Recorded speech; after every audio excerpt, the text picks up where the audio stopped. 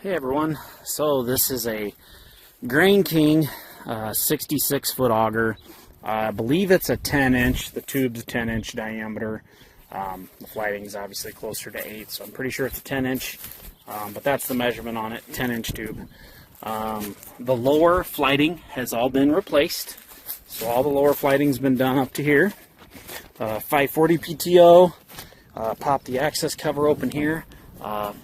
Lighting's got pretty good edge. Make sure to take the look at the pictures and stuff, guys. Has the cable winch for lowering your hopper.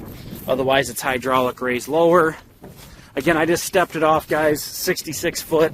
The nameplate on these does not have the model. Just gives you the serial number on these Grain Kings. This tire's probably 35%. Same thing over here, maybe 25%. Nice metal heavy-duty trestle system, and then it's got the cable supports as well going across. But like I said, they did put quite a bit of money into this auger, guys. Still plenty capable of handling grain. Again, lower auger has been replaced. The flighting has been replaced as well as the hopper.